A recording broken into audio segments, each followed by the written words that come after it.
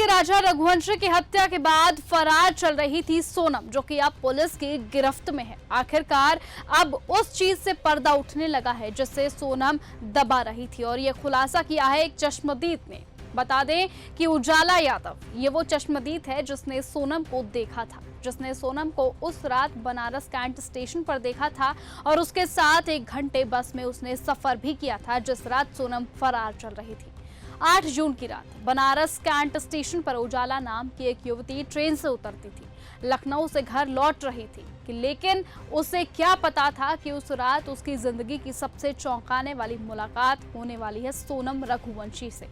Station से बाहर निकली तो एक लड़की दिखी, चेहरा ढका हुआ था, नजरें झुकी हुई थी, और वो लड़की थी सोनम रघुवंशी, वही सोनम जो हत्यारन बन चुकी है। उजाला बताती है कि सोनम अकेली नहीं थी, उसके साथ 2 युवक भी थे जिनके चेहरे भी स्टॉल और मास्क से पूरी तरह ढके हुए थे। सोनम ने रास्ता पूछा, गाजीपुर की बस कहां से मिलेगी? उजाला ने उसे रोडवेज का रास्ता बताया और थोड़ी ही देर में वो दोनों एक ही बस में थे। बस नंबर 7 वाराणसी से गाजीपुर की ओर रवाना होती है और सोनम उसी बस में चढ़ती है। उजाला के मुताबिक वो चुपचाप एक सीट पर बैठ जाती है, चेहरा ढका होता है, मोबाइल मांगती है लेकिन कॉल नहीं करती, पानी मांगती है लेकिन बात नहीं करती। और जब उजाला इंस्टाग्राम पर राजा रघुवंशी की हत्या की खबरें देख रही थी तो सोनम भड़क उठती है, कहती है कि फालतू चीजें मत देखा करो।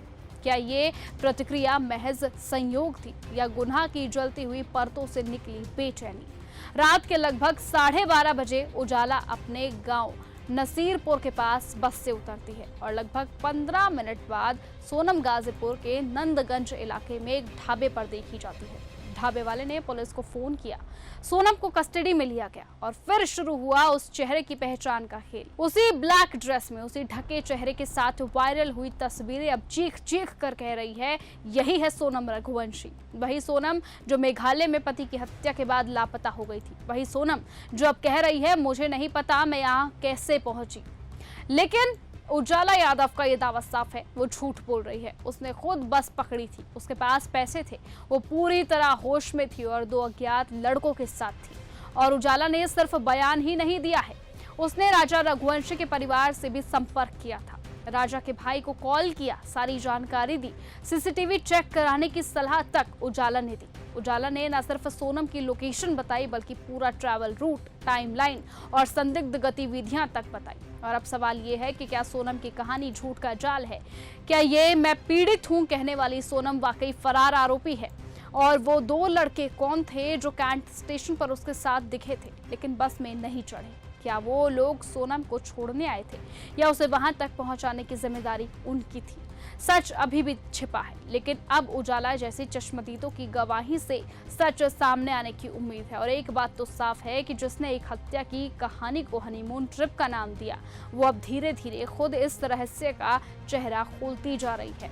अब अगला सवाल ये है कि पुलिस उजाला यादव के बयान को कितनी गंभीरता से लेती है, और वो नकाबपोश कौन थे जिनके साथ सोनम उस रात कैंट स्टेशन पर खड़ी थी? आपको क्या लगता है, सोनम एक मासूम महिला है या प्लानिंग मास्टरमाइंड? अपनी राय हमें जरूर बताएं। फिलहाल आज की इस खबर में सिर्फ इतना ही। देश और दुनिया की तमाम बाकी खबरों से ऐसे ही जुड़े रहने के लिए आप बने रहिए और ऐसे ही देखते रहिए न्यूज़ गंगा। नमस्कार।